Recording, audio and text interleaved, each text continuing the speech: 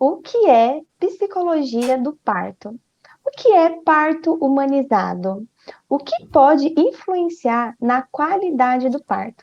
Essas são algumas perguntas que nós vamos responder aqui ao vivo no episódio de hoje. Bom dia, sejam muito bem-vindos a mais um episódio do programa Psicologia Perinatal em Foco. Eu sou Jéssica Castro. Eu sou Sara Stephanie. E eu, Rafaela Esquiavo. No programa de hoje, nós vamos falar sobre o tema O que é psicologia do parto? Se você tem dúvidas sobre isso, ou se você é profissional que trabalha na área, chama todo mundo para vir correndo, que hoje nós vamos ter muitas informações importantes. Jéssica, vamos lá, a primeira pergunta? Vamos. Rafa, antes da gente começar a aprofundar nesse tema, esclarece para a gente, então, o que é psicologia do parto. Certo, então vamos lá. Psicologia do parto é um estudo, né, sobre as emoções, né, envolvidas aí no momento do parto. O parto, ele é um momento de um evento fisiológico, mas também é um momento de um evento psicológico, tá? Então, quando a gente fala em psicologia do parto, nós estamos falando das emoções que envolvem o período de parto, tá? E período de parto a gente pode entender pré-parto, parto e pós-parto, né? Todo esse período aí durante o nascimento da criança, trabalho de parto, parto e pós-parto. Um pós-parto mais imediato, né? Ainda nas próximas 24 horas após o nascimento da criança. E o fato é que muitas pessoas olham para o parto, muitas vezes, só como um fenômeno orgânico, né? E durante o período de parto, muitos conteúdos, muitas emoções vêm à tona. Você precisa ser psicólogo para entender sobre psicologia do parto? Não, a psicologia do parto é mais um nome para a gente poder falar, né, sobre as emoções envolvidas no parto. Então, todos os profissionais que trabalham na assistência ao parto devem conhecer a psicologia do parto. A psicologia do parto não é um estudo restrito do psicólogo, não é porque recebe o nome psicologia, tá? Que significa que é algo de psicólogo. Esse termo psicologia, ele envolve, né, as emoções, os fenômenos psicológicos que existem diante a um fenômeno. E o fenômeno parto, então, ele vai provocar diversas emoções, despertar vários sentimentos, não só na parturiente, como também nos familiares, no pai, na própria equipe de saúde. Então, muitas emoções vão estar envolvidas ali, né? Tanto da parte de profissionais, quanto da parte da própria parturiente, do bebê, dos familiares, do parceiro ou parceira dessa mulher que está em trabalho de parto. Então, assim, os profissionais da assistência ao parto, todos devem ter conhecimento sobre psicologia do parto, porque ali não está sendo uma questão só biológica, só fisiológica, mas há questões emocionais envolvidas aí nesse momento também, que vão poder dar um bom prognóstico ou um mau prognóstico, né, para o curso desse parto.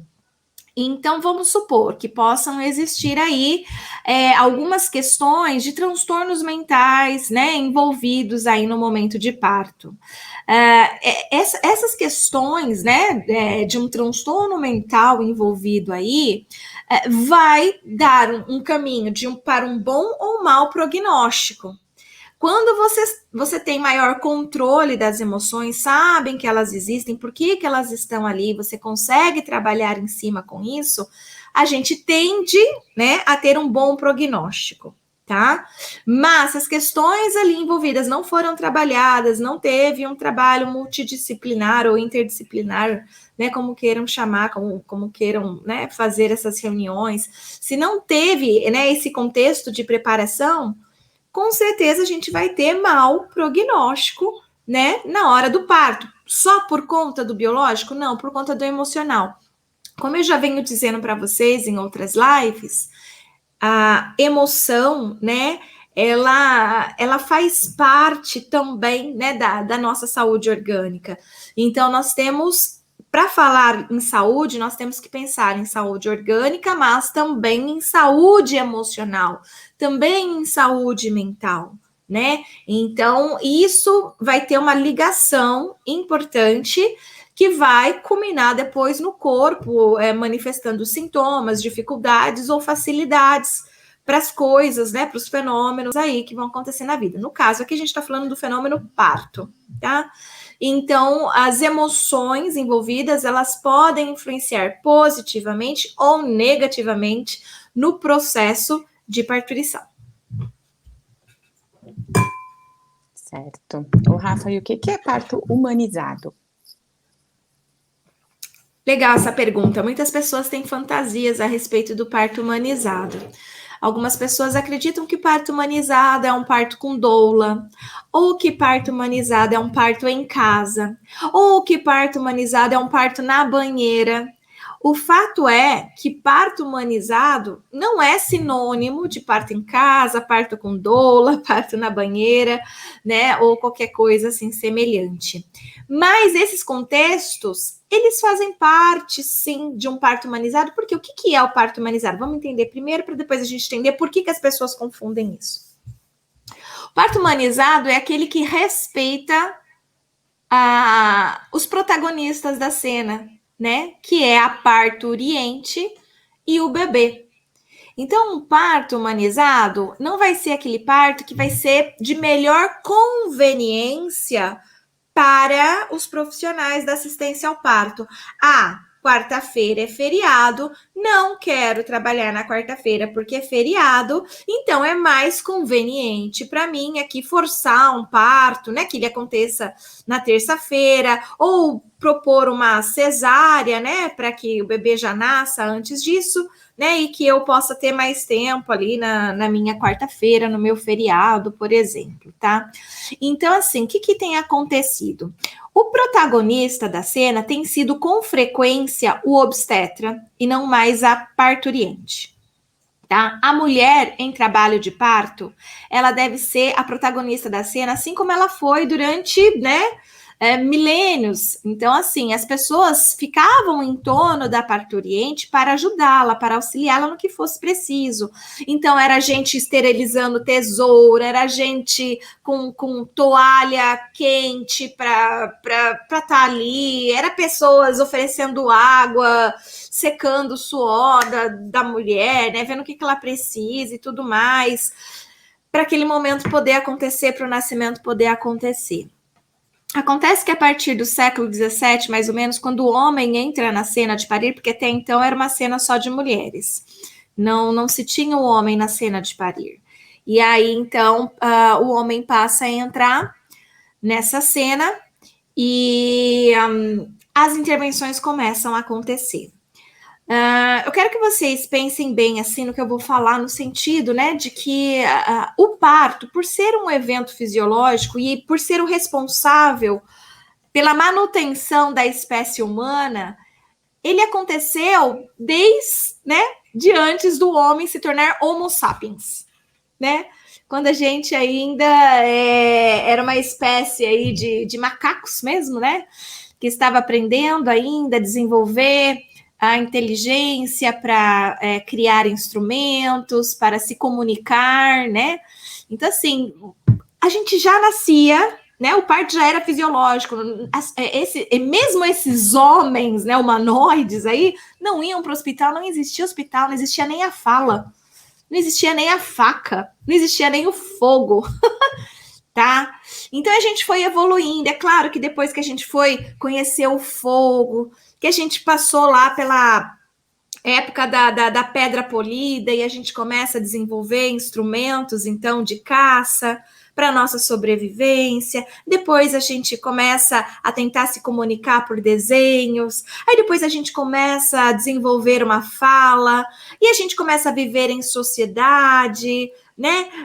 Todos os homens pertencem a todas as mulheres a todos os homens, todas as crianças a todos os homens e mulheres, sem sentimento de eu, sem sentimento de meu. E depois a gente vai e começa a ter monogamia, e depois a gente começa a ter sentimento de meu, de eu, meu filho, minha mãe, meu pai, minha casa, meu marido, e depois a gente vai e avança e começa a ter carruagens e carroça e escravo, e depois a gente avança e começa a ter energia elétrica, e, sabe?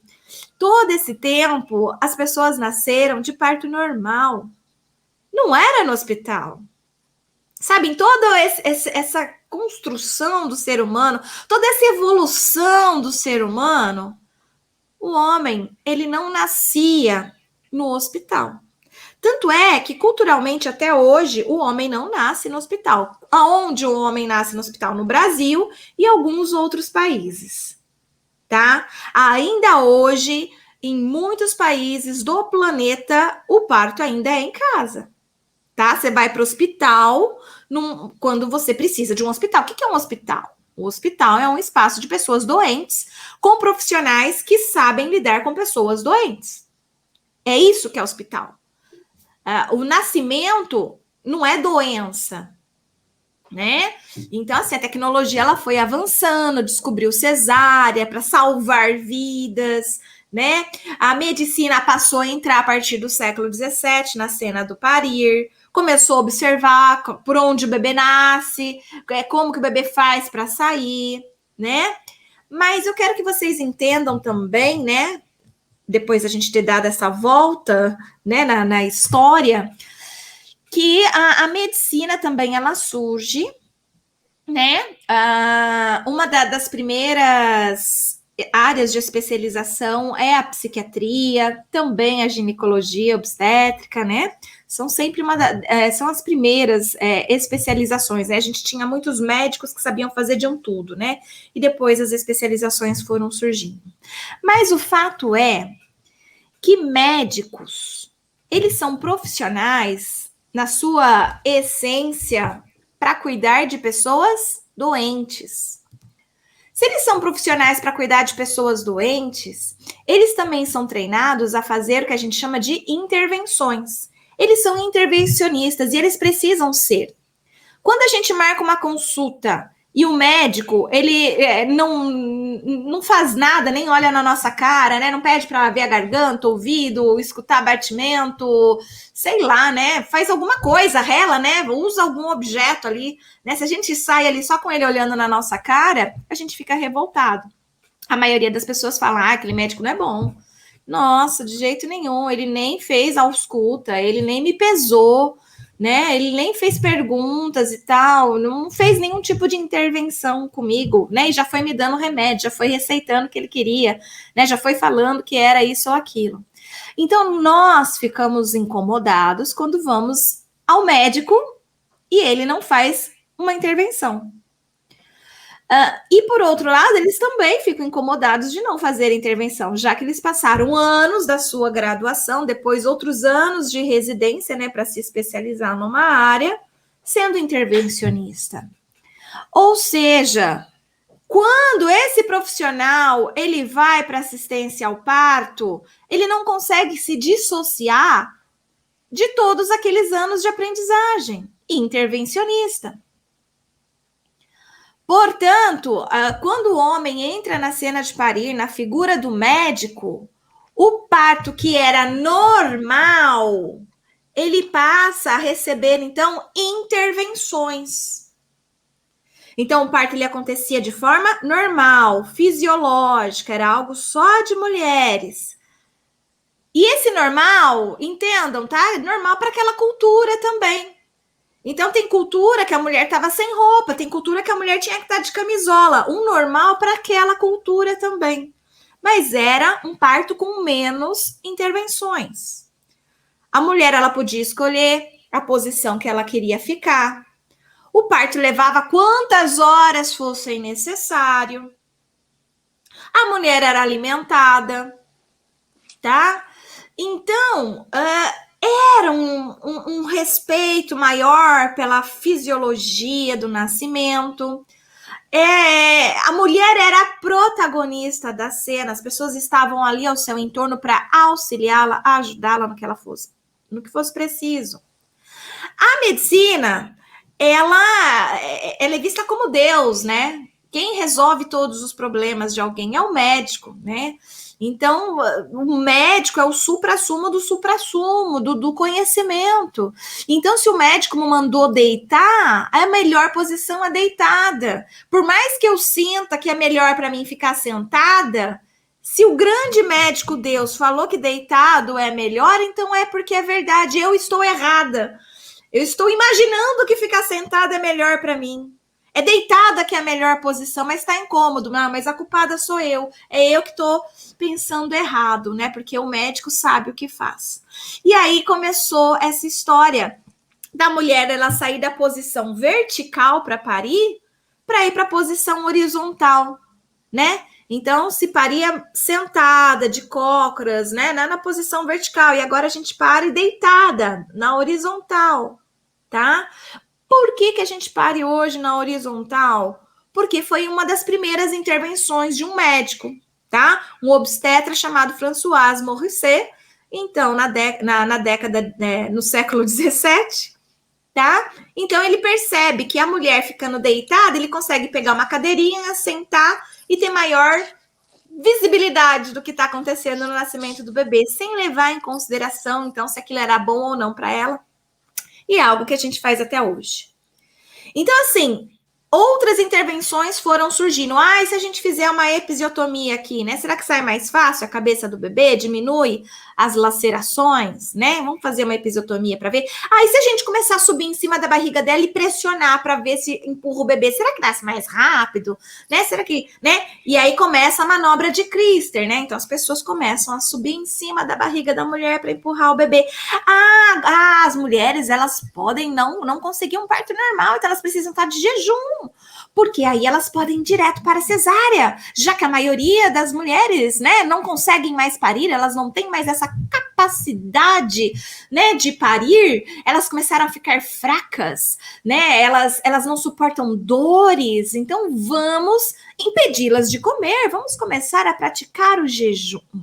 Porque assim fica mais fácil deixar ela mais suscetível também para ir logo para a cesárea, porque ela vai estar sem forças, né? Então aí a gente já manda ela logo para a cesárea.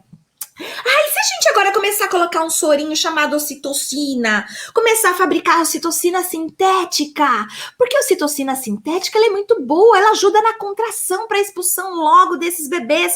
Assim a gente não precisa mais ficar horas e horas aqui com essa mulher em trabalho de parto, tendo mais tempo para fazer outros partos. Que tal então se a gente começar a colocar ocitocina, né? E por aí foi vindo várias outras intervenções, né? Eu falei só algumas aqui. Então assim, eles foram tendo essas geniais ideias, né, para acelerar o processo de parto e que de normal acabou não sendo mais. E aí a gente foi obrigado a inventar esse termo, parto humanizado, tá? O parto humanizado, então, ele entra em cena porque o parto normal já não estava sendo mais normal. O parto normal, ele parou de ser normal no século XVII, tá? Ele parou de ser normal quando a gente migrou lá para o hospital e começou a ter né, os nossos filhos com o obstetra, ao invés de ter com a enfermeira obstetra, por exemplo, ou com a obstetriz, ou com a própria parteira, né? Então parou de ser normal e passou a ser um parto de intervenções. Quando o parto ele está cheio de intervenções desnecessárias, sem indicação para aquela intervenção, né? Indicação real, séria, estudada, baseada em evidências científicas. Quando não há, quando ela acaba acontecendo de forma rotineira, né? Como por exemplo, impedir a participação de um familiar, do pai, do bebê na hora do parto, não permitir que esse bebê, quando nascer, vá para o colo da mãe, não seja amamentado na primeira hora, fazer episiotomia, manobra de Cristo, deixar a mulher em jejum, fazer raspagem dos pelos pubianos, uma série de outras coisas aí, tudo isso deixa de ser um parto normal. ok? Então, a gente usa muito a palavra parto normal para um parto que eu chamo de vaginal. O que é o parto vaginal? O bebê sai pela vagina. Agora, foi normal esse parto vaginal? Na maioria das vezes, não. Na maioria das vezes, foi um parto vaginal. O bebê saiu pela vagina. Porque um parto normal é aquele, então, que vai respeitar, né, toda a fisiologia. A mulher vai ser protagonista, vai respeitar o desejo dela, né, as posições e etc. Mas quando a gente começa a colocar ocitocina, quando a gente começa a colocar aqueles aparelhos, né, que vão, esqueci o nome dele agora, ecocardiotoco. Cardiotoco. Cardiotoco. Ecocardiotoco. Isso, ecocardiotoco. Obrigada, Sara. Então, quando começa a aparecer, é uma intervenção, é uma coisa que já vai afastando cada vez mais do parto normal. E aí, então, o parto humanizado, ele é uma volta ao parto normal. É que não dá mais para usar o termo normal, percebe? Porque todo mundo, né, que tem parto normal, na realidade, vamos dizer, 90% de quem tem o parto vaginal é chamado de parto normal. Ah, eu tive parto normal. Mas é um parto vaginal, percebe? Cheio de intervenções que não eram para ter sido, que não era para acontecer.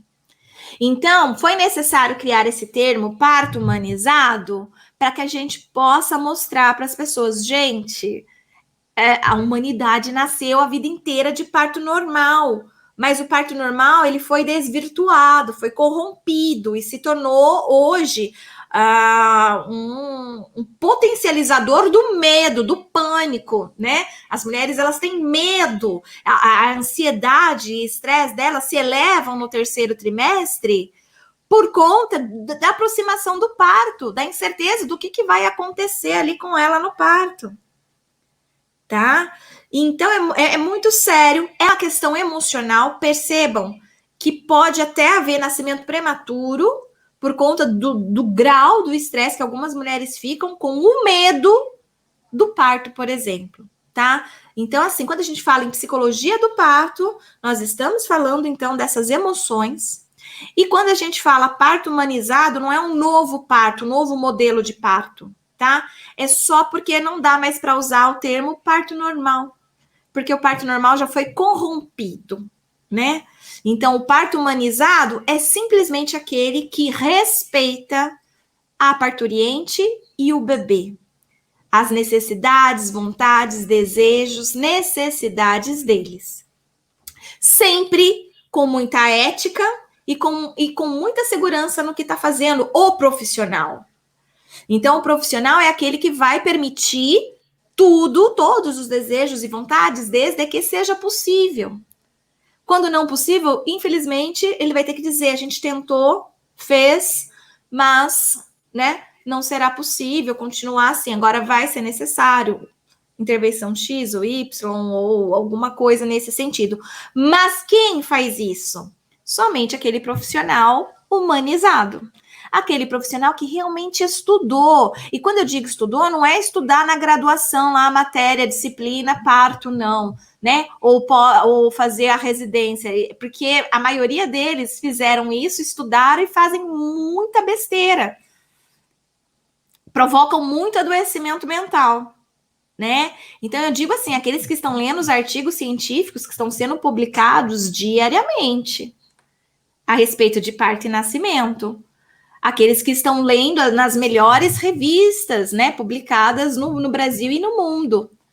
E claro que os melhores pesquisadores, as pesquisas de ponta que estão sendo publicadas, do que há de melhor no Brasil e do mundo, eles vão falar de um parto respeitoso, de um parto científico, de um parto que mostra, olha, não há evidências nenhuma do porquê você continuar aqui fazendo raspagem dos pelos pubianos. Não há evidência nenhuma do porquê você continuar aqui fazendo lavagem intestinal. Não há porquê você ficar, né, colocando a mulher nessa posição. Ou qualquer outra coisa aí que influencia. Então, parto normal é isso. Parto normal não, parto humanizado é isso. Rafa, a Lívia, no Instagram, ela é psicóloga e ela está perguntando se você poderia indicar algumas referências, dicas de leitura sobre o assunto, psicologia do parto. Olha, eu indico que você possa ler um livro do Ricardo Jones, Memórias de um Homem de Vidro, e a literatura também do Michel Odan, tá? Ele tem um livro chamado Renascimento do Parto e vários outros livros também, mas eu recomendo, né? O Ricardo Jones, Memórias de um Homem de Vidro e Renascimento do Parto, do Michel Odan. Rafa, o Brasil ele é campeão mundial de cesáreas, né? E como que nós podemos contribuir para diminuir essas cesáreas eletivas? Como que nós podemos contribuir? Levando informação para a população. A população, ela acaba indo para uma cesárea eletiva, muitas vezes porque ela faz pré-natal. Olha só que bizarro, né? No começo da gestação, a maioria das mulheres querem ter um parto normal, tá? Lá no comecinho, então elas querem ter parto normal. E aí, quando vai chegando próximo ao dia do parto, aquelas mulheres, né, que queriam parto normal, algumas mudam de ideia, né? Começam a ter preferência aí pela cesariana. E aí, assim, as pessoas começaram a achar estranho. Por que no Brasil tinha tanta cesárea, né? Isso foi, eu acho, que em 2010, 2011, se eu não me engano. A partir de 2009, a gente estava recordista mundial já, né? A gente era recordista mundial de nascimentos via cesariana. E aí, essas mulheres... essas mulheres, não, essas pessoas começaram a vir para o Brasil investigar para o Brasil, né? Tipo, o que tem no Brasil? Por que as mulheres lá, né, não conseguem parir? Por que elas precisam de cesárea? Né? Foi uma pergunta, um problema de pesquisa. Né? O que é água? O que acontece no Brasil? Né? Por que lá tem tanto... Né? E aí, a conclusão que chegaram no estudo é que é o pré-natal. A mulher, ao fazer o pré-natal, ela escuta do médico coisas como... E dos profissionais da saúde ali, né, que estão na assistência. Nossa, você quer parto normal? Corajosa, hein? Nossa, olha, pensa direito, porque dói. Pensa direito.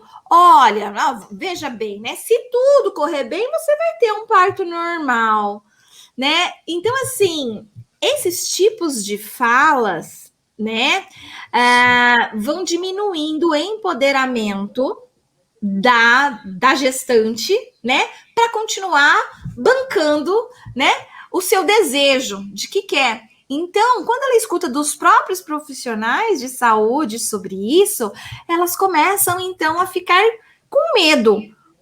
E aí soma-se todo essa fala, né, desses profissionais, soma-se a isso também as várias histórias de violência obstétrica que essas mulheres passam, né? Então, assim, elas começam a contar: ai, mulher, se eu fosse você, ia ter cesárea, porque eu tive parto normal e me rasgaram inteira. Olha a minha cicatriz, né? Não vou te mostrar porque é muito íntimo, mas eu tô com uma cicatriz enorme, vai até a coxa, né? Ah, não, porque foi horrível subir em cima de mim até quebrar a minha costela. Quer dizer, ela começa a escutar várias histórias de horror tenebrosas que começam a causar nela até insônia e pesadelos, né? Porque ela escuta isso da vizinha, da comadre, das pessoas, e mais os próprios profissionais da saúde, que também muitas vezes não contribuem, né? E começa a falar: ah, mas olha, dói, olha, pensa direito, né? E então aí chegou à conclusão, né? A pesquisa que esse processo aí de gestação é que vai diminuindo. E aí, então, começa a ver essa necessidade aí pela cesárea eletiva, né? Que é você marcar o dia, a hora.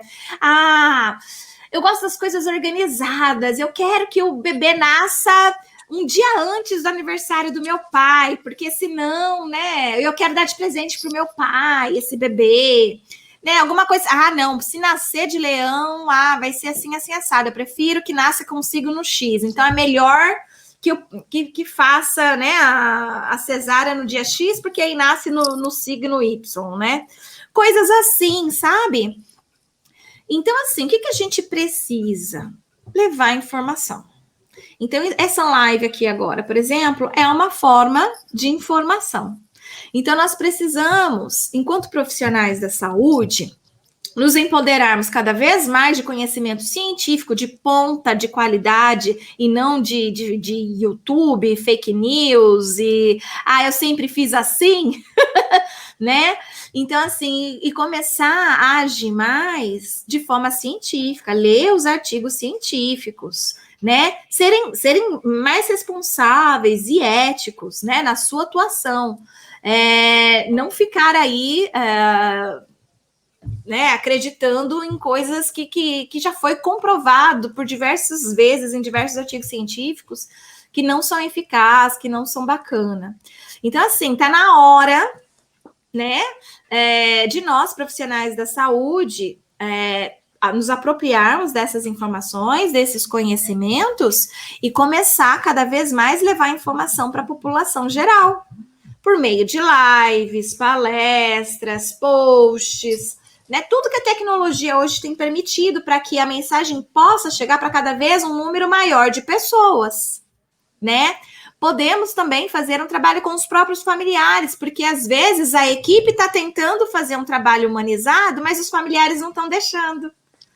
Quantas mulheres procuram uma equipe humanizada, né? E começa a fazer todo acompanhamento com doula, com psicólogo perinatal, né? E tudo mais ali, tem um obstetra humanizado. Então ela começa a fazer todo um trabalho ali com uma equipe de uma assistência super bacana, mas lá na casa dela, a mãe dela tá lá no ouvido dela. Você vai ter parto normal, mas olha, o seu irmão que você não conheceu morreu porque eu tive parto normal. Depois disso eu fiz tudo, foi cesárea. Cuidado que seu filho vai morrer. Ainda mais se falar que o parto vai ser em casa, né? Ainda mais se falar que o parto vai ser em casa. Então, quer dizer, a família, ela pode contribuir negativamente também. Então, é papel nosso também não focar só nessa mulher, mas focar na família também. A gente precisa conversar com o parceiro dessa mulher. Precisamos conversar com os avós, né? Com os pais, né? Desses futuros pais. É importante que a gente olhe para eles também. Porque aí, quando a gente leva informação, aí tem a equipe favorável, mas nós temos também os familiares favoráveis. Por quê? Porque eles também receberam informação, conhecimento. Conhecimento liberta. Então, às vezes, eles estão ali, naquela, porque eles amam e não quer que aconteça alguma coisa de ruim. Por quê? Porque na cabeça deles é ruim, né? Um determinado tipo de ação. Então, a nossa ação para que diminua as cesáreas eletivas é uma ação social. É uma ação de levar informação para todos, para a sociedade. Né, para homens, mulheres, adolescentes que um dia se tornarão pais e mães, né, profissionais da saúde abertos, né, a escutar, a pensar um pouco mais sobre essas informações. Então é isso, levando informações que a gente começa a ter cada vez mais mulheres exigindo. Né? O legal é que hoje, com todo esse avanço tecnológico, as mulheres elas estão cada vez mais buscando informações e se instruindo cada vez mais sobre humanização do parto, sobre o que é melhor para o corpo dela e do bebê. Então, elas estão em busca disso. É claro que a gente ainda tem uma camada da população pequena que faz isso, mas já está bem superior a 10 anos atrás. 10 anos atrás não existia isso, né? Hoje a gente já tem um número muito maior de pessoas com essas informações, pesquisando, lendo, né, com maior informação. Então, desta forma, essas pessoas com essas melhores informações estão procurando profissionais mais competentes, profissionais mais humanizados na assistência. E isso tem obrigado vários profissionais a se reciclarem, tá? Para vocês terem uma noção, muitos profissionais estão perdendo clientes, porque quando elas chegam lá e falam, olha, eu queria parte normal, e o médico começa com essa história, veja bem, vamos tentar, quem sabe sim, quem sabe não, eu não faço, não sei o quê, elas já estão deixando de ir nesses obstetras, porque o conhecimento liberta. Então, elas começam a ir peregrinando até ela encontrar aquele obstetra que realmente vai atender ali, né? Ou vai ter um discurso aí que seja semelhante ao da gestante, né, no caso.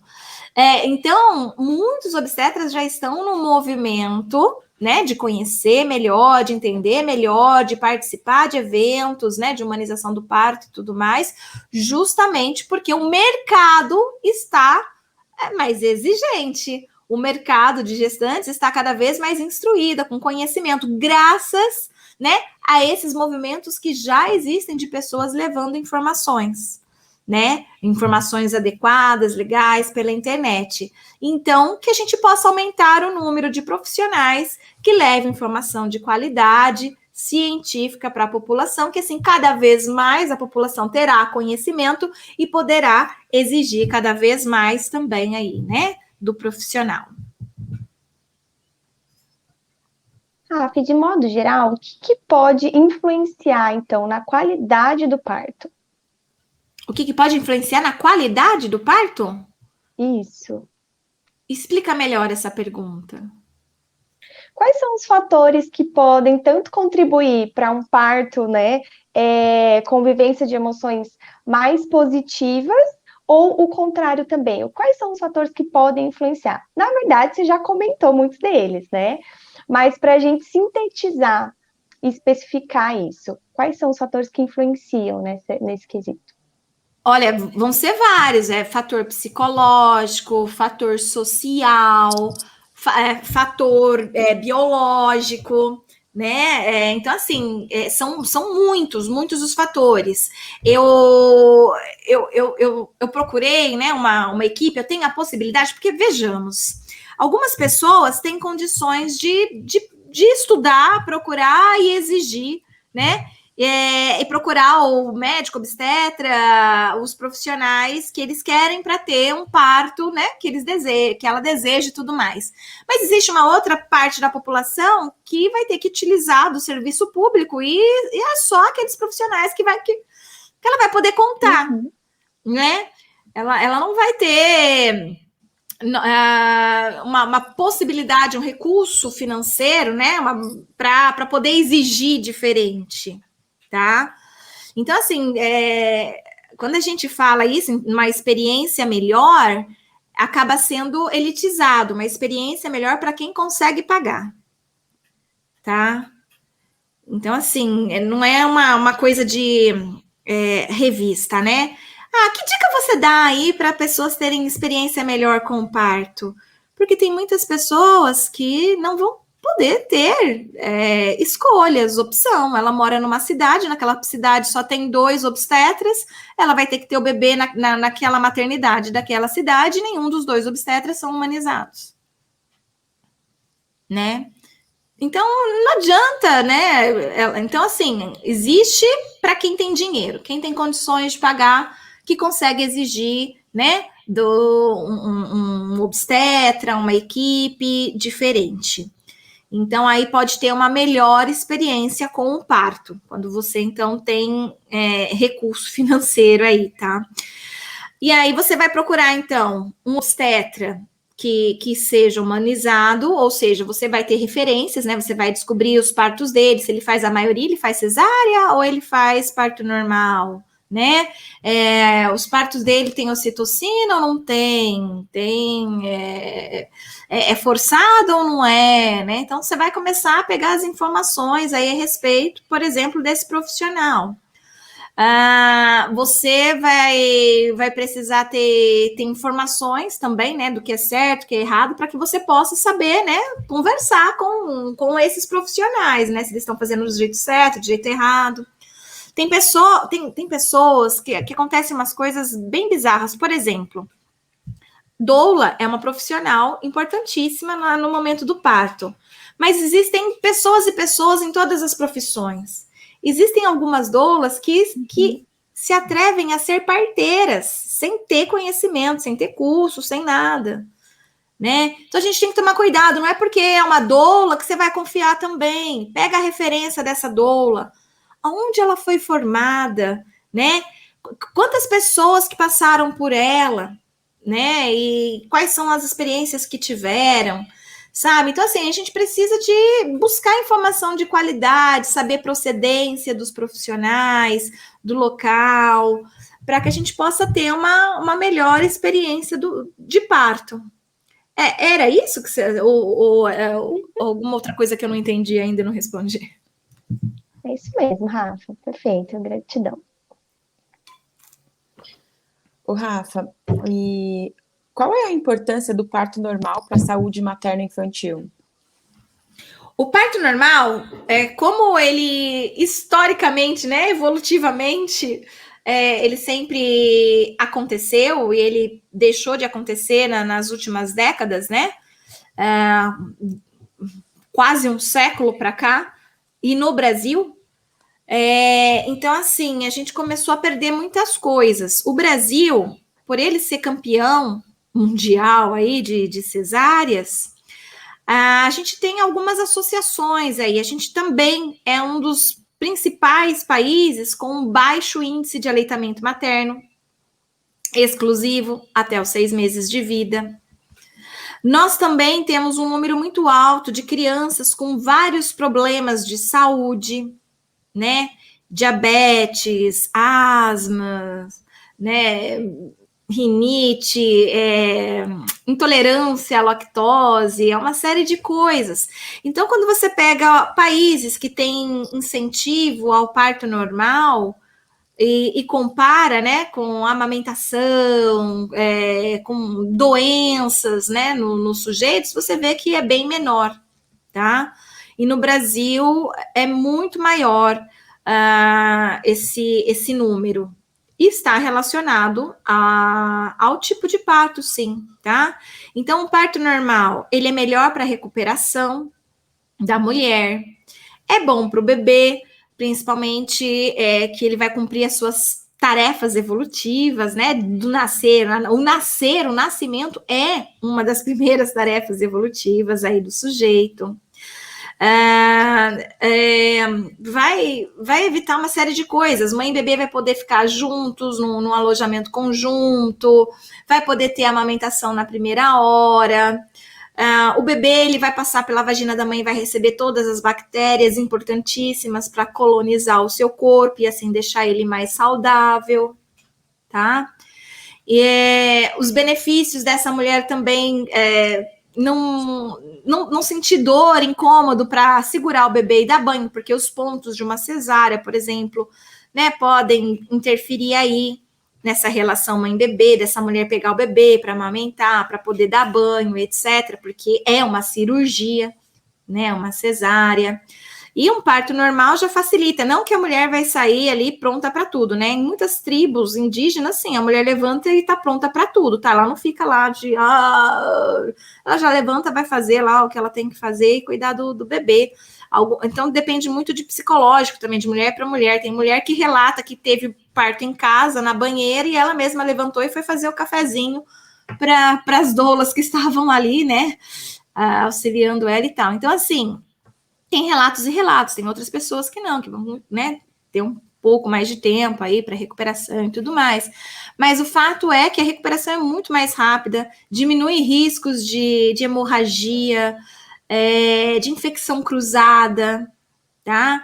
Então, começam a diminuir riscos de morte, tá? Então, inclusive, cientificamente, a gente tem dados de que a maior chance de morte materna em cesáreas do que parto normal, porque tem uma imaginação aí das pessoas, né?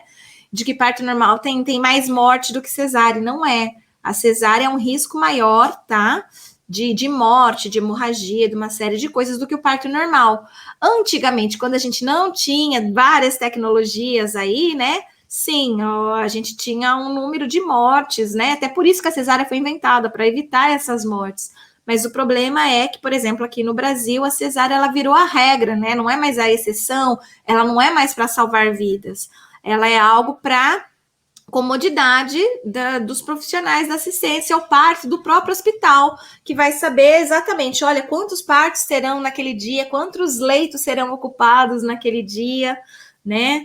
Então, uma questão aí mais mercadológica mesmo. Então, a gente precisa aí ter essa noção, né, de que o parto normal, né, o parto humanizado, como queira, ele sempre vai ser melhor aí para a mãe e para o bebê, por conta de todas essas questões, tá? De saúde mesmo. E se a gente for pensar num parto normal, o bebê, ele nasce, recebe lá as bactérias, vai para o colo da mãe, é amamentado na primeira hora, consegue ficar em alojamento conjunto com aquela mulher ela vai amamentar a livre demanda esse bebê, ela vai trocar a fralda desse bebê, vai dar banho nesse bebê, vai conhecer melhor esse bebê, ela vai para casa mais empoderada, mais tranquila, com maior segurança, maior sentimento de segurança. Ela não vai para casa com aquele sentimento, eu preciso de pessoas aqui para me ajudar a cuidar desse bebê, porque eu não sei segurar, não consigo dar banho, não sei o quê. Porque ali no hospital ela já conseguiu, né? Então ela vai com maior segurança para sua casa, ela se sente mais competente. Com isso, a amamentação tende, né? Desde que o pediatra depois não fique recomendando leite industrializado sem motivo, né? Então tende essa mulher manter a amamentação, né? Até pelo menos os 6 meses. Tende esse bebê ter maior saúde, porque ele tem recebido aí o aleitamento materno também, recebeu na primeira hora, recebeu as bactérias importantes, né, na hora do seu nascimento. Então, essa mulher, ela tende a liberar ocitocina, né, na hora desse nascimento, para poder namorar esse bebê, para poder existir a vinculação, não é instinto materno, mas vinculação por meio desse hormônio, tende a potencializar, né, esse carinho pelo bebê e tende a potencializar, então, a relação mãe-bebê para que seja uma relação de apego seguro. A mulher tende a ter práticas educativas parentais melhores, né, por conta desse efeito da vinculação que foi possível no início. Então, assim, tende a não ter uma depressão pós-parto, tá? Porque ela pôde ficar com esse bebê, namorar esse bebê, se sentir empoderada para ser mãe e cuidar do seu bebê, tá? Então, tende a ser bom não só para a saúde física de ambos, mãe e bebê, mas também para a saúde psicológica deles, para facilitar o processo de vinculação, para facilitar o processo de desenvolvimento infantil, para facilitar o processo de boas práticas educativas parentais. Rafa, o que é a violência obstétrica que a gente tanto ouve falar por aí? E como que nós podemos preveni-la? Violência obstétrica é uma violência que é cometida pela equipe de assistência, né, à saúde da mulher no período de gravidez, parto e pós-parto. Então, algumas pessoas acham que violência obstétrica ela acontece só na hora do parto e só pelo obstetra. Isso não é verdade. Então, em qualquer momento da gestação, parto ou pós-parto, que qualquer profissional da saúde, independente se é enfermeiro, se é médico, se é anestesista, se é doula, se é psicóloga, independente de qual profissional que é, tá? Fez algo, né, invasivo, desrespeitoso, isso é considerado violência obstétrica, tá?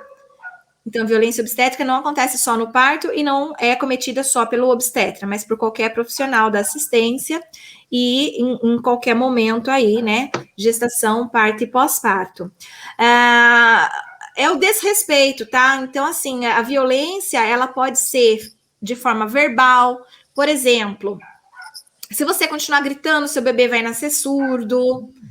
Deixa eu ver se eu consigo ver o seu bebê aqui nesse ultrassom no meio de tanta banha, né? Eu vou dar o ponto do marido aqui para o seu marido poder ter mais prazer quando utilizar o seu corpo, que é um objeto, né? Claro, você não é uma pessoa, você é um objeto. Então, assim, são muitas coisas, né, que a gente pode considerar violência obstétrica. Eu ficaria aqui falando né, desrespeitar o desejo. Eu quero um parto normal e começa a ter um parto vaginal. Eu não quero ocitocina e coloco a ocitocina sintética. Eu pedi por não episiotomia e tem episiotomia. Né? Eu queria poder caminhar e tem que ficar presa na maca. Né? Coisas assim. Então, tudo isso, não respeitar a posição. Existe até algo chamado plano de parto, né? Que a mulher que tem conhecimento pode elaborar o plano de parto, levar para os profissionais, mostrar para eles lá no hospital, olha, eu gostaria que fosse assim, assim, assado, o que dá para ser feito, fazer uma negociação, né? Então, tudo que foge, que desrespeita, violência física, tem mulher que apanha durante o parto, tá? Apanha mesmo, é violentada fisicamente mesmo durante o parto. Violência verbal, então, né? Que é você xingar a pessoa pela cor dela, pela religião dela, pelo posicionamento político dela, tá? Existem pessoas que vão ofender ali durante o parto. Violência sexual também pode acontecer.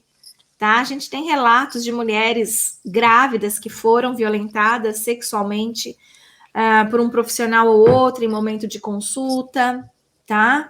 Então, são tipos de violências que podem acontecer, né? Nesse período que a gente vai chamar de violência obstétrica, tá? O nome que se dá a todos esses tipos de violência aí que vai ocorrer aí durante o período de gestação, parto e pós-parto. E quais são as consequências, Rafa, dessa violência obstétrica para a mãe e para o bebê? Olha, são infinitas, né? Muitas marcas psicológicas ficam. Então, o medo de uma nova gravidez, uma manifestação de uma depressão pós-parto, a manifestação de um transtorno de estresse pós-traumático, tá? Há coisas como morte do bebê, então, por conta de uma violência obstétrica, o bebê pode morrer. A morte de uma mulher, mortalidade materna, tá? Por conta de uma violência obstétrica, isso acontece demais, tá? O Brasil é um dos que mais tem relatos de óbito materno, tá? Mortalidade materna, que vai até os 45 dias do pós-parto, é grande, é um número muito alto aqui no Brasil. E a maioria era por causas evitáveis. Ou seja, se a maioria dessas mortes eram por causas evitáveis, significa que foi realizado violência obstétrica. Tá? Então, assim, a gente tem todos os tipos de consequência, desde a morte da mulher, da morte do bebê, uma sequela no corpo, física, mulheres que não têm mais prazer na relação sexual por conta, né, do que fizeram com a sua genitália, tá? Até, né, um transtorno mental e fatos como uma má experiência, que a pessoa quer esquecer, um medo, uma vontade de não falar sobre o assunto, tá? Então, do mais grave ao mais leve, né? Tem pessoas que passam por violência obstétrica e nem sabem. Então, quando eu começo minhas palestras, eu falo assim, quantas pessoas aqui receberam PIC? Metade da sala levanta a mão. Quantas pessoas aqui receberam sorinho para ajudar na hora do parto? Outra metade levanta, sabe? E elas não sabem que, né, não precisava disso, né? Que era uma ação rotineira do hospital que não tinha indicação. É uma violência obstétrica. Só que a maioria das mulheres não sabem, né? E às vezes é até melhor, porque quando, né, descobre o quanto que isso gera sofrimento, dor, mas é importante que a gente leve essas informações antes dessas mulheres engravidarem, né? Então, que a informação possa chegar cada vez mais para adolescentes mesmo, que um dia serão pais e mães. Essas são informações que devem chegar cada vez mais no planejamento familiar, quando o casal está planejando quando querem ter filhos, se querem ter filhos, quantos filhos querem ter. Então, é lá que a gente deve falar sobre esses assuntos, né? Para que as pessoas possam ficar mais empoderadas, né? E estar aí mais atentas à violência obstétrica e fazer denúncias e tudo mais. Certo. Então, pessoal, nós vamos encerrando por aqui. Eu queria agradecer a todos vocês que ficaram aqui com a gente. Vai fazer parte do nosso canal no Spotify, que tem podcasts diários, tá? Muito obrigada a todos vocês que ficaram com a gente até agora. Eu também quero convidar vocês, para quem ainda não faz parte do Profissionais em Ação, que é o nosso canal lá no Telegram. Tá passando aqui o link embaixo, é www.materonline.com.br/telegram/. Lá diariamente a Rafa manda conteúdo de qualidade pra gente. E na semana que vem, no nosso próximo episódio, o tema será alienação parental. Então, a gente aguarda vocês aqui na próxima terça-feira, o mesmo horário, às 10 horas da manhã. Um beijo, gente. Obrigada. Tchau, tchau. Tchau, tchau.